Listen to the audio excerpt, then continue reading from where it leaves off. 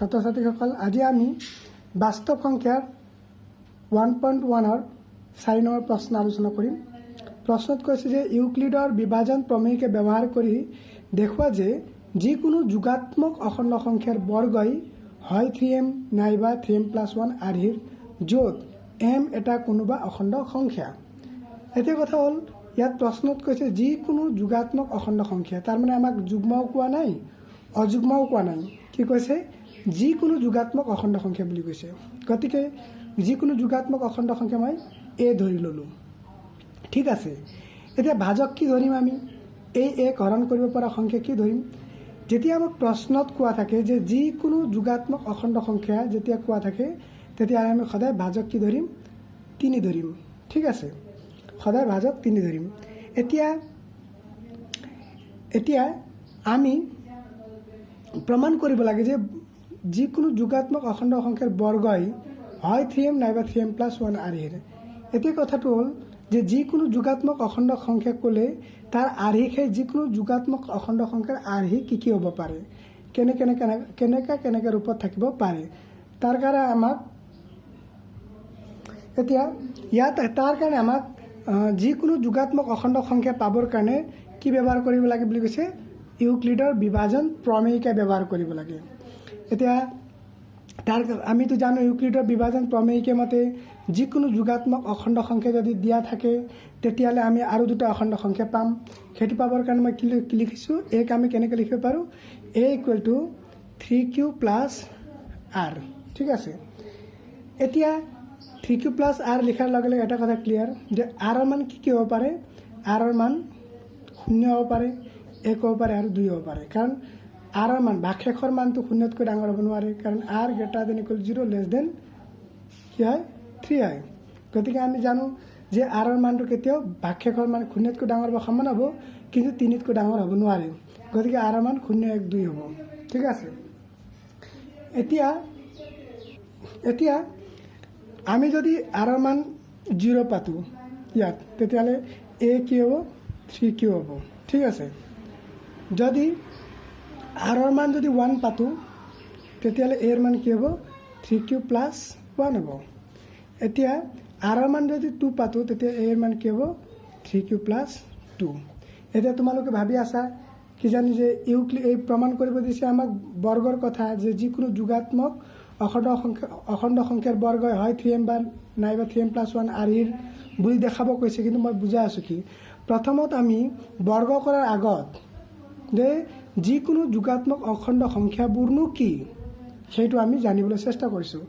তাৰ কাৰণে এতিয়া চোৱা, যিকোনো যোগাত্মক অখণ্ড সংখ্যা ক'লে আমি ভাজক সদায় 3 ধৰিব লাগে, এইটো আমি গম পালোঁ।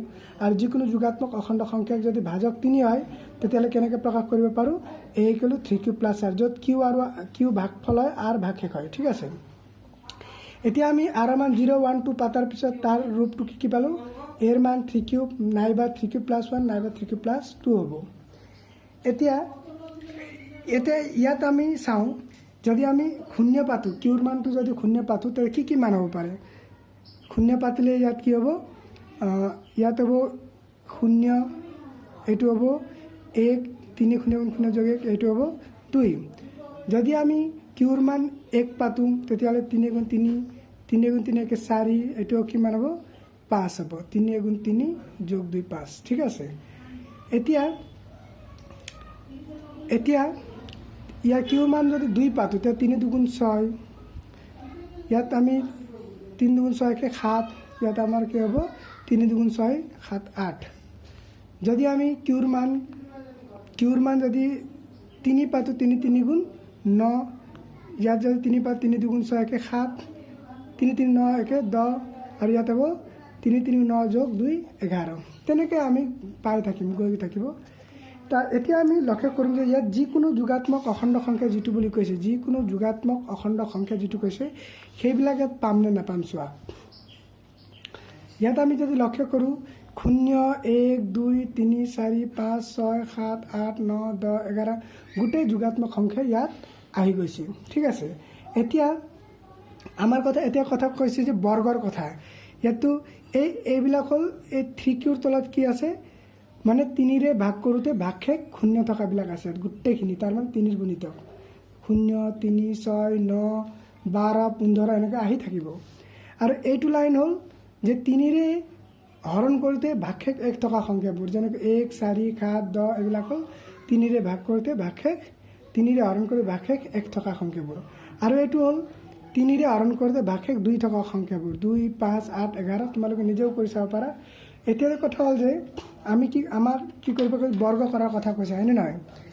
এতিয়া মই জাষ্ট এইটো উদাহৰণে লৈছোঁ, উদাহৰণৰ কাৰণে এইটো লোৱা হৈছে। মই আচলতে প্ৰমাণটো কৰিম, উদাহৰণ কাৰণে লৈছোঁ। এতিয়া মই ইয়াৰে 3ৰ, এতিয়া চোৱা ইয়াৰে কোনোবা এটা লৈছোঁ, মই 3ৰ বৰ্গই লৈছোঁ। 3ৰ বৰ্গ কিমান? 3ক লৈছোঁ। এইটো 3ৰ বৰ্গ কিমান? 9। 9ক আমি কেনেকৈ প্ৰকাশ কৰিব পাৰোঁ? 3 পূৰণ 3। তাৰমানে এইটো কি আৰিত গ'ল? 3m আৰি গ'ল। ঠিক একেদৰে তাৰমানে এতিয়া আমি এই 3ৰ গুণিতকবিলাক প্ৰত্যেকটোকে আমি চেক কৰি থাকিব নোৱাৰোঁ। গতিকে ঠিক আছে, গতিকে আমি এইটো গোটেই 3ৰ গুণিতকবোৰৰ কাৰণে সত্য বুলি প্ৰমাণ কৰিবৰ কাৰণে মানে 3ৰ গুণিতকবোৰৰ বৰ্গ 3m হ'ব বুলি প্ৰমাণ কৰিবৰ কাৰণে আমি কাক ল'ম? 3q ল'ম। মানে বুজি পাইছে নেকি? কাৰণ 3q এই গোটেইখিনিকে বুজাব। ঠিক একেদৰে 3ৰে ভাগ কৰোঁতে 1 বাকী থকা সংখ্যাবোৰ হ'ল 1 4 7 10, হয়নে নহয়? তাৰপিছত 13 এইবিলাক হ'ল 3ৰে ভাগ কৰি হৰণ কৰোঁতে ভাগশেষ 1 থকা সংখ্যাবোৰ। ইয়াৰ মই এটা লৈ পেলাই মই তোমালোকক দেখাই দিম। 4ক যদি মই বৰ্গ কৰোঁ তেতিয়াহ'লে কি হ'ব? 4 4 গুণ 16। আৰু 16ক যদি মই 3ৰে হৰণ কৰোঁ তেতিয়া কি হ'ব? 3 5 গুণ 15। বাকী কিমান থাকিব? 1। তাৰমানে 4 স্কুৱেৰক মই কেনেকৈ প্ৰকাশ কৰিব পাৰিম? 4 স্কুৱেৰ ক'লে 16, 16 মানে কি হয়? 3 পূৰণ 5 যোগ 1। তাৰমানে কি আৰিত গ'ল? 3 × m + 1 আৰিত গ'ল। ঠিক আছে। ঠিক একেদৰে তাৰমানে এতিয়া এই গোটেইখিনিকতো আমি চেক কৰি থাকিব নোৱাৰোঁ যে 1 4 7 10 এই গোটেইখিনিক চেক কৰি থাকিব নোৱাৰোঁ। গতিকে এই গোটেইখিনিক বুজাবৰ কাৰণে কোনটো আৰি ব্যৱহাৰ কৰা হৈছে? এইটো। গতিকে ইয়াক বৰ্গ কৰিলেই হৈ যাব। ঠিক আছে, এইটো বুজি পাইছে? 3ৰ গুণিতকবোৰক বৰ্গ নকৰি আমি ইয়াক বৰ্গ কৰিলে 3m ওলাই নোলাই চাম। আৰু 3ৰে হৰণ কৰোঁতে ভাগশেষ 1 থকা সংখ্যাবোৰক চেক নকৰি আমি ইহঁতক বুজোৱা আৰিক বৰ্গ কৰিলে 3m + 1 আৰি ওলাই, সেইটো প্ৰমাণ কৰিম। এতিয়া কথাটো হ'ল ইয়াত কি আছে? 3ৰে হৰণ কৰোঁতে ভাগশেষ 2 থকা সংখ্যা কি কি হয়? 2 5 8 11 14 এইবিলাক হ'ল কি? 3ৰে হৰণ কৰোঁতে ভাগশেষ 2 থকা সংখ্যাবোৰ। ইয়াৰে কোনোবা এটাক মই বৰ্গ ল'লোঁ, 5ক বৰ্গ কৰোঁ। 5 স্কুৱেৰ, 5 স্কুৱেৰ মানে কিমান? 25। 25ক যদি মই হৰণ কৰোঁ কিমানেৰে? 3ৰে, তো কি হ'ব? 3 8 গুণ 24, বাকী থাকিল 1। ইয়াক কেনেকৈ লিখিব পাৰোঁ? এতিয়া মই 5 স্কুৱেৰ ইকুৱেল টু কি হ'ব? 25 হ'ব। 25ক কেনেকৈ লিখিব পাৰোঁ মই? 3 পূৰণ 8 যোগ 1। তাৰমানে 3m + 1 বুলি প্ৰকাশ কৰিব পাৰিলোঁ। এতিয়া ঘটনাটো হ'ল এই গোটেইখিনিক আমি টেষ্ট কৰি থাকিব নোৱাৰোঁ, হয় নহয়? গতিকে এই গোটেইখিনিক বুজাবৰ কাৰণে আমি কোনটো আৰি, ইহঁতক বুজোৱা আৰি 3q + 2 ল'ম। ঠিক আছে, এতিয়া আমি গম পালোঁ যে 3ৰ গুণিতকবোৰৰ বৰ্গ 3m হ'ব বুলি গম পালোঁ। 3ৰে হৰণ কৰোঁতে ভাগশেষ 1 থকা সংখ্যাবোৰৰ বৰ্গ 3m + 1 হ'ব বুলিও গম পালোঁ। আৰু 3ৰে হৰণ কৰোঁতে ভাগশেষ 2 থকা সংখ্যাবোৰক যদি বৰ্গ কৰোঁ তেতিয়া বৰ্গফলটোক আমি কি কৰিব পাৰোঁ? 3m + 1 আৰিত প্ৰকাশ কৰিব পাৰোঁ বুলি গম পালোঁ। এতিয়া কথা হ'ল এইটো মই জাষ্ট এক্সাম্পল দেখাইছোঁ। এতিয়া পৰীক্ষাটো এক্সাম্পল দিলে নহ'ব, পৰীক্ষাত আমাক প্ৰমাণ কৰিব আহিব। গতিকে প্ৰমাণ কৰিবৰ কাৰণে আমি কি ল'ম? 3q + 1 আৰু 3q + 2 ল'ম। ঠিক আছে, ঘটনাটো বুজি পাইছা? এতিয়া আমি প্ৰশ্নটো আলোচনা কৰিম। ঠিক আছে, প্ৰশ্নত কৈছে ইউক্লিডৰ বিভাজন প্ৰমেয়কে ব্যৱহাৰ কৰি দেখুওৱা যে যিকোনো যোগাত্মক অখণ্ড সংখ্যাৰ বৰ্গই হয় 3m নাইবা 3m + 1 আৰ্হিৰ, য'ত 3m এটা কোনোবা অখণ্ড সংখ্যা। ধৰা হ'ল এ যিকোনো যোগাত্মক অখণ্ড সংখ্যা আৰু b = 3। যেতিয়া আমাক কয় যিকোনো যোগাত্মক অখণ্ড সংখ্যা বুলি কয় তেতিয়াহ'লে সদায় ভাজক 3 ধৰিব লাগিব। ঠিক আছে, এতিয়া এ আৰু 3ৰ ওপৰত ইউক্লিডৰ বিভাজন প্ৰমেয়কে ব্যৱহাৰ কৰি পাওঁ। কিয় ব্যৱহাৰ কৰিম? যে যিকোনো যোগাত্মক অখণ্ড সংখ্যা পাবৰ কাৰণে। তাই কি হ'ব?